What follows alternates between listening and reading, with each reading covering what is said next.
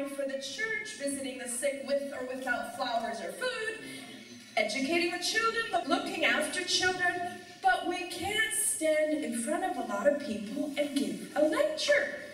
Besides which, I had looked things up already. And I had just read in the scriptures, 1 Corinthians 14:34, quote, "Let your women keep silent in the churches, for it is not permitted unto them to speak, but they are commanded to be under the obedience, as also saith the law." And I said this to her, I said, "See, it's illegal for me to say a lecture." Including in my cheering group, they can't do it either.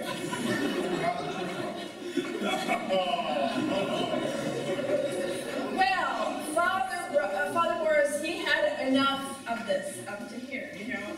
Weeks of this, I can't lecture business. And he shrugged his shoulders and he says, "You know what? I give up. That's it. We're not having a lecture." So I felt really bad. You know what's fun, guys? He even said, "Well, why don't you call one of those people that I asked and maybe convince them?" Well, if I'm not going to want to do this lecture, I am not convincing somebody else to do something I don't want to do. So I left the room feeling guilty, and I started to read on my own, trying to figure this whole lecture thing out. Well, it turns out that I took the quote that I just gave you way out of context. St. Paul, in writing these scripture lines, was trying to explain that as a faithful Christian, the woman is as much as a part of the church as the men are. However, there is one exception to the rule, and this is that she cannot play a leading, domineering role. That only authorized men are to perform, and this referring to different roles, but mainly the ordained priest or clergy. Furthermore, excuse me, as I read on, I read an article of the author Phyllis Meshad-Onset, and she writes that about the women's role in the church, and she said St. Paul saw women as loyal co-workers, just like the murmuring women. He depended on them to help spread the gospel. He spoke of consecrated virgins and widows. St. Paul spoke about the role of deaconess, which are women assigned to help the clergy with the administration of, do note with what they used to do. They didn't stand there, you know, in the service paki. They helped with baptism to adult women. They helped everything with the women. And to reach out to women in institutions where men were not allowed to go, such as women's prisons, hospices for women, or where some of the faithful could be scandalized by the presence of men, for example, women's bedrooms, isolated homes of the sick and elderly. So, the moral of this long story, or short, whatever I thought it was, Father Boris was right. There is a role of women in lecturing, and that is to educate their own gender. That is very, very important. Of course, we do it maybe in the church now different ways. We don't have a big meeting and lecture in front of you, because it's very frightening, and it's just not something we're used to doing. And obviously, this is not something that is in us as women. It's not a natural thing for us to be lecturing. We could do anything under the sun you ask us except for lecture. As the deaconesses did this in the early church, the babushki continued this education during the various decades of the Russian land during Soviet regime. The babushki were the ones teaching everybody how to do things, what to do things, and they kept things to continue from one generation to another. So our role, as I have listed on earlier, is to try and help the church activities as much as we're able to, and much as our talents can dictate us to do this. Yes, and we are to give lectures when the priest assigns us to. So.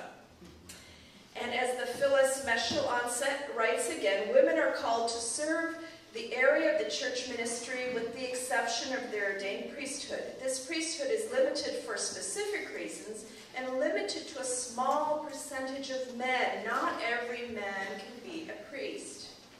So, God made us, created man and women equal, but different, with different roles, so as both men and women could fulfill each other and save our souls through a combined effort, each having his own role to fulfill by God's plan. And there's the key, by God's plan. Not our own plan, but by God's plan.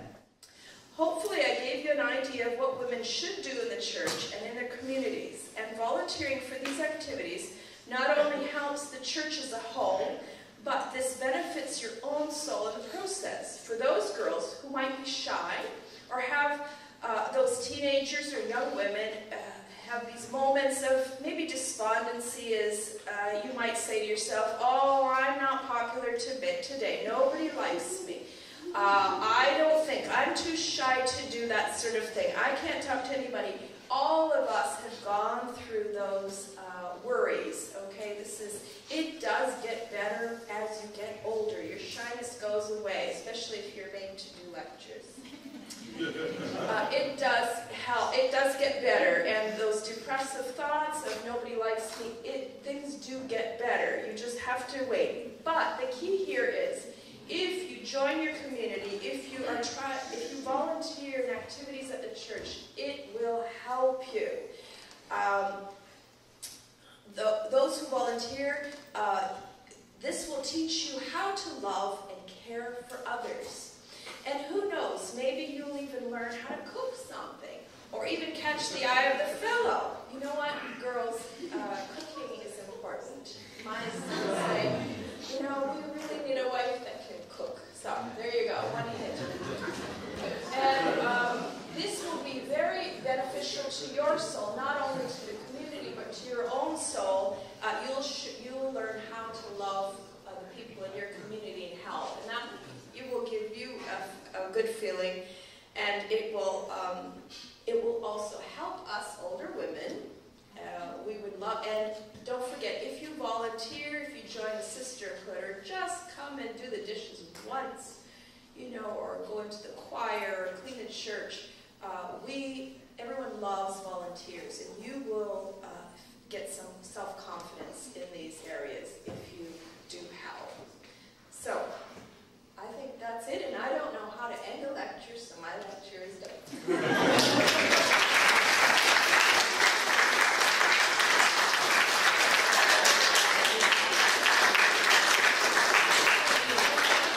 So this lady is a charge nurse who used to run a whole floor on a hospital, and she says she can't do it, and I said, yes, you can. I heard the announcements that Father Baris wants to have a talk at the conference about the role of women in the church. Wonderful, I said. Then I hear that Father Baris wants the speaker on the role of women in the church to be a man. Me. Okay. And then the speaker for the role of women in the church should be a man and a monk. Something's going wrong. Now I know that I am the relief pitcher. After all of the ladies decided to say no, except for you, who gave a superb lecture. I have to say, you talked about lecturing being nerve-wracking. I have been, I don't know whether it's privileged or the other thing, to have lectured in front of bishops and metropolitans, and one time even in front of the patriarch, but I'm not sure that any of that is ever quite so nerve-wracking as trying to lecture on the role of women in the church in front of a panel.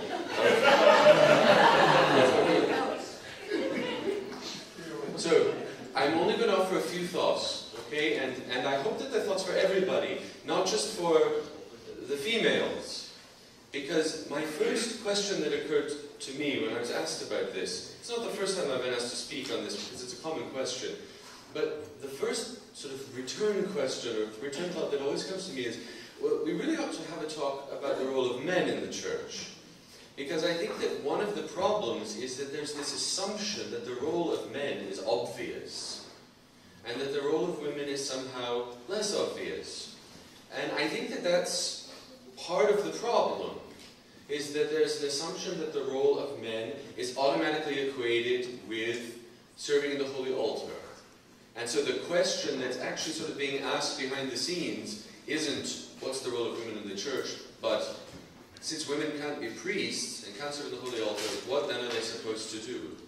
But this is to assume that that's what the role of men is in the church, is to serve in the holy altar. And one of the things that Montushka said, which is really important, is that actually serving in the holy altar is not men's role in the holy church. It is the role, the calling of a very small number of men in the church. A very small percentage of people are called to be deacons or priests. And a slightly larger number serve in other ways in the church as readers or subdeacons. But you put all of that together and you're still talking about a fraction of the men of the church serving in the holy altar. So it's not the case that that's the obvious route. And therefore, we don't need to look at the role of women in contrast to that. We need to take a step back and say, what is the role of anybody in the church? And how do we find our way to fulfill our role? I want to take up the example of Montushka and talk a little bit about the myrrh-bearing women before I try to answer those questions with a few direct thoughts. I love very much the myrrh-bearing women. And in my parish, and I think this is probably true in other parishes, the Sunday of the myrrh-bearing women is kind of the Sunday of the ladies. Right? It's dedicated to all of our sisters, it's dedicated to our choir. We happen to have a number of singers in our choir, including the choir director in my parish, who are all named after myrrh-bearing women. And it's a very joyful Sunday, and we celebrate it with great fervor. I've always loved the myrrh-bearing women because my most favored saint in the whole catalogue of church saints is Saint Mary Magdalene, who is one of the most remarkable examples of the sanctity of Christian life that anyone will ever find. Her hand has been preserved incorrupt, and as a special miracle, her hand is not only incorrupt, but still warm to the touch. When you go and you kiss her hand, it's still warm, as if you're kissing someone else's hand. This is the hand with which she reached out to touch Christ at the resurrection. And he responded, "Do not cling to me." But all of the myrrh-bearing women are an example of what it means to be a devoted Christian person. Not just a Christian woman, but a Christian person. Because we find in the myrrh-bearing women a degree of devotion to Christ that far exceeded that of the holy apostles. The holy apostles had their perfection, their obedience, their devotion perfected through the witness of the myrrh-bearing women. And without their witness, the holy apostles might never have known of Christ's resurrection. And so every time we look at the example of the holy apostles, we're looking at, as it were, a second-hand encounter. It is the women who go running to the tomb of Christ. It is these myrrh-bearing women who are the first to encounter the resurrected Lord. The myrrh-bearing women, all throughout their lives, throughout the life of Christ, when we see them, are driven by what? What characterizes their life? Intense love is the first thing. Love that often went far beyond their degree of understanding. And if we expand the pool a little bit, not just to myrrh-bearers, but to all of the women who are around Christ, it's clear that for them, like for the holy apostles, who are very noteworthy for very often not understanding what Christ was saying or doing, we find this also with the women who are around Christ. Often did not understand the nature of their role. St. Mary and St. Martha is a wonderful example of simply not fully comprehending the nature of their relationship to Christ, but both knowing that they loved him, and that loving him meant doing something for him. Right? My younger sister is called Martha, and she always sort of, I think, kind of disliked this story, because Martha sort of gets the bad rap, as it were, between Mary and Martha. But the real reality is that neither Mary nor Martha fully understood the reality of what they were doing when the one sat at Christ's feet and anointed them, and the other served at the table. But they were both driven by love. A love that was deeper than their understanding. The holy apostles often were motivated first by their understanding. if I can speak in what society today would call sexist terms, this is pretty common in men. We tend to think things through first and try to understand things first. And if we don't understand them, it's a real stumbling block to doing anything. And we find this with the holy apostles. They witness Christ, they don't understand the nature of a miracle or an encounter, and they fumble. Including the great fumble of not understanding his arrest, his sentence, and running away from his self-offering at the cross. Only one of them remains. The women certainly didn't understand these things any better than the apostles did, but the primacy of love in their hearts kept them close to him. They did not flee. They stood at his side. And because that love was so powerful, these women were given a gift that the holy apostles did not receive. These are the women who very early in the morning, as the hymns say, before the sun had risen, barely able to constrain themselves. They kept the law. They were obedient. That's important. They kept the law. They didn't go and bury Christ on the Sabbath. They stayed home and they prayed and rested on the Sabbath, as God required of them, but with an eagerness that before even the sun could come up, they were running. It says in the scriptures, they rushed to the tomb of Christ. And with eagerness in their hearts, they discovered it empty. They heard the word of the angels. He is not here, he is risen. And they were even gifted with the first vision of the resurrected Christ. And though we laud the holy apostles with great titles and honor, the highest title, the most, we've been discussing in a kind of humorous way, Father Sergei and I, over the last few days, some of the honorific titles that the church uses. You get different ranks of priests and they have different honorific titles. But the most exalted title in the church, given to any saint, is given to Mary Magdalene. Not only is she equal of the apostles, a title that's given to rather a lot of saints, relatively speaking, but she's given the title that no one else receives in the whole history of the church, Apostle to the Apostles. Because it's through her that the holy apostles learn of the resurrection. Mary Magdalene is the first human being to say the words, Christ is risen. And as I always like to point out, every time that we say that, Christos voskresie, Christos anesti, at Pascha, when we say Christ is risen, we are honoring the myrrh-bearing women. We are repeating St. Mary's words, year after year, place after place. This is the example of what the love of these women for Christ leads to. The holy apostles ebb and flow, but the women are with Christ everywhere he goes. The holy apostles understand some things, don't understand others, and they're gradually led through their sufferings into a deeper and more sanctified understanding. But there's something about the devotion of the myrrh-bearing women to Christ, to simply be with him, no matter what was happening, good or bad, to simply be by his side, that creates an intimacy with Christ that is sacred and precious, so that he spends, as it were, his last moments in his earthly life on the cross, gazing into the eyes of these women, speaking to his mother, but also to the young apostle. And this is why I like to point out that at the feet of Christ, at the foot of the cross, are the myrrh-bearing women, but there is also one apostle. Because I think the church is very explicit in teaching that these realities are not the exclusive possession of one sex or the other. And by the way, this is me being a pedantic professor for a moment, but we say sex when we refer to male and female, not gender. Gender is a linguistic term. It refers to vocabulary. Male and female are the two sexes that God creates. And God does not limit intimacy with him, the service of him, the following of him to either sex. All are called to be close to him.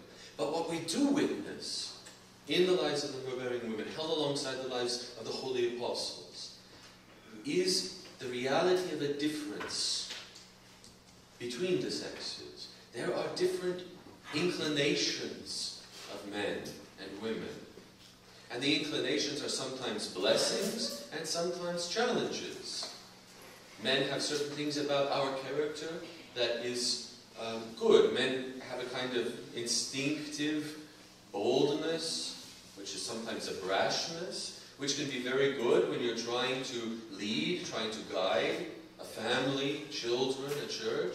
But it can also lead to just stupidity, right? We see a lot of men whose boldness just becomes dumb, right? So the same thing which can be a blessing can also pose a real challenge. When I said there are a lot of dumb men, I see a lot of heads nodding up and down, right? Mostly from men, right? Yeah. Women tend to have an innate ability to love, innate ability to receive love, and to return love, with which a lot of men struggle. And that can be a real blessing for women, certainly in being wives, in being mothers, in being teachers and instructors, but it can also be a challenge. It can sometimes cause feelings of isolation, of a lack of self-worth, I suppose we might say, if we were to use these terms. So the same things which are blessings are challenges. God gifts us with a common life, but He gifts us with variation. And this is one of the things I really want to point out to everyone. The world, more and more, with every passing day, is trying to convince us that we're not different from each other. We're all basically clones. There's an old Broadway song, anything you can do, I can do better. Right? And do you know that song? Yes, it's quite fun. But there's this mentality amongst modern society that basically says, we are all identical. There's nothing I can do that you can't do, nothing you can do that I can't do. There's nothing about me that's categorically different than what's about you. And we, as Orthodox Christians, reject this. And I want to encourage you, because you're being fed this myth, this lie, all around you in society, to reject this. There are things about men that are different than women, about our characters, about the way we think, the way we act. And to an Orthodox Christian, rather than this being something terrible and sexist and awful, this is something beautiful. Right? This is something sacred. God fashions us uniquely that we may be supportive to one another. The thing that's said about Eve when she's made in Eden was that she was made to be a helpmeet to her husband. And I know sometimes people don't like this. Oh, Adam's the man and she's just there to help him out. But the idea is that Adam was not able to do what he needed to do without Eve. Eve was not able to be who she needed to be without him. The two together created the community that God ordained and that was blessed. And we see that relationship mirrored, the fathers tell us, between Christ and his mother. Christ receives help from his mother. She raises him, she guides him, she teaches him. And therefore becomes part of his life, part of his ministry, part of his work. The role of men and women is meant to be different so that it can be in harmony.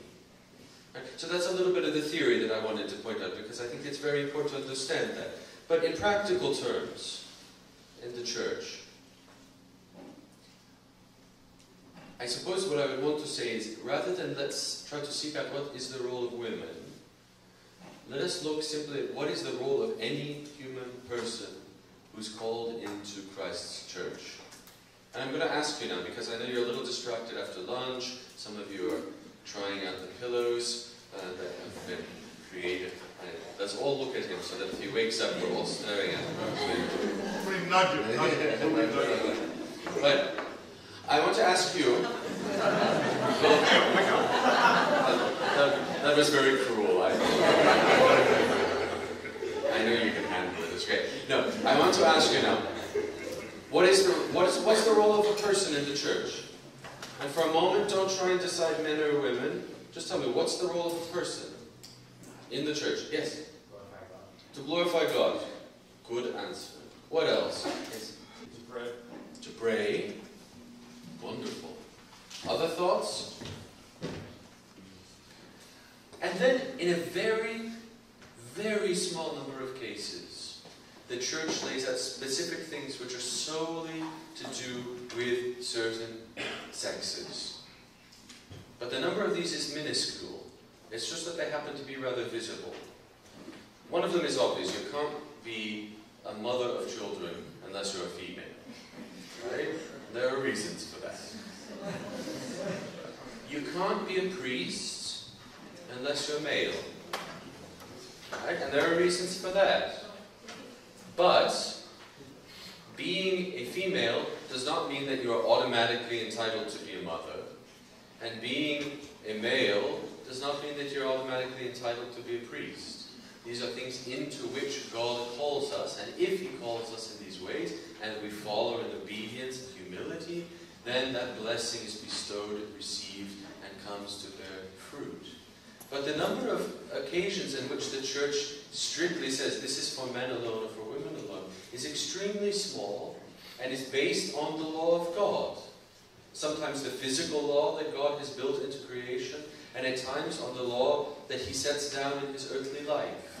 Christ calls to Himself apostles who are men.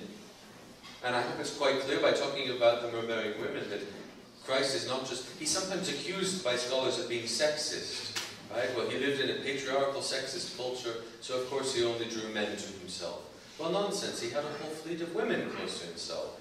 But He chooses the men for this specific role and appoints and ordains them into it. And we are obedient to the church, and we follow His example. And there are some reasons we can identify, perhaps, why men should be priests as opposed to women. But the main reason is because God tells us. And we do it. And we don't always understand all of the reasoning behind God's actions. But when God says, do as I instruct you, we know that to do that is best. And we also know that to do that is never an act of cruelty towards anyone, an act of unfairness. Can we honestly think that Christ was being unfair to the myrrh-bearing women by appointing the holy apostles as His ministers in the church? Do we honestly think that He was being unloving to St. Mary Magdalene, to turn to St. Peter, who denied Him 3 times, and say, you are the rock on which I will build my church? Of course He's not unloving. Of course He's not being dismissive or influenced by culture. But for reasons that are known fully to God alone, He says, this is the order that bears the greatest spiritual fruit in society. And we, as children of the church, with love, follow that. We don't try to defend, for example, why we have male priests and not female priests. We simply accept what God gives us. But we don't fall into, this is my last point and then I'll be quiet. We don't fall into the trap of clericalism. Does anyone know what clericalism is? And if you don't, please invent a guess. Clericalism. The word cleric is in there. See, I is a smart person. Like say, you had a hand that almost went up and then went down in terror, but I saw it. What's clericalism? No, but that's a good guess. Yeah? No, it relates to clerics, which mean clergy.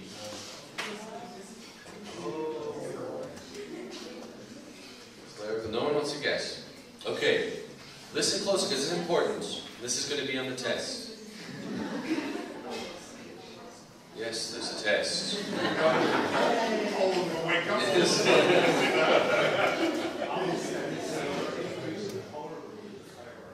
Sorry? A policy of maintaining and increasing the power of a religious hierarchy. Thank you, Wikipedia. All right. Yes. Now you know that no one else is using their cell phones. Yes, I'm very glad to know that you weren't. Yes, thank you. No. Basically, clericalism, which the Orthodox Church regards as a heresy, is the belief that clerics, I'm going to rephrase the technical definition, it's the belief that only clerics, clergy, have real authority or really matter in the life of the church. That everything in the church is focused on the clergy. Right? This, the Orthodox Church views as sinful, as a heretical view that has no place in the church. Within the church, there are many roles. Some are teachers, some are prophets, some are instructors, some are cleaners, some are singers. Some are, my mind is drawing a blank, give me other things that we do. Readers, benefactors, some are prospera bakers, miracle workers, some are clairvoyant elders, some are monks, some are nuns, some are husbands, wives. Bakers, lecturers, which can include women. And some are priests. Now priests and deacons have a very visible role in the church, and a very sacred role in the church. And without them, we don't have a church. But it's a nonsense to think that they are the church. One bishop, years and years ago, centuries ago, who was the Bishop of Rome, this was before the church had split, so Rome was still one of our dioceses. And the Bishop of Rome had accumulated many, many titles. Supreme ruler over all. He still never got the best title of any bishop, I think, is still reserved for the Patriarch of Alexandria, who is the judge of the universe. Right? Did you know the Patriarch of Alexandria, because he's the judge of the universe, he wears 2 stoles. He's the only bishop in the world who wears 2 stoles when he serves. 2 epitrachili. But this bishop was a humble man in Rome, and he saw all of these titles that he had, and he said, I want to put them away and I want to have one title instead. And do you know what the title was? The servant of the servants of God, which I've always said is one of the most beautiful titles in the church.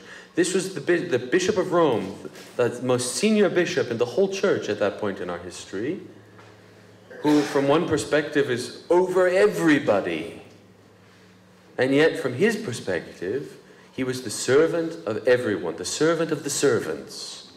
Right? That's the proper attitude to have towards clergy. They are not sitting there running the church. They are certainly not there being the church. They are serving the church. They have a role to fulfill, just like everybody else. And our problems come when we become clericalist and we start to frame everything with respect to the priests and to the deacons. And we start to say, well, why can't I do that? Or why is this reserved for them? We don't succumb to that in the church. We have many gifts, all of them sacred, diverse, rich, and beautiful, all living together, helping one another. And in this way, we seek after the glory of God. Is that clear? Is that helpful? Yes, they say. If that will make you sit down, then yes.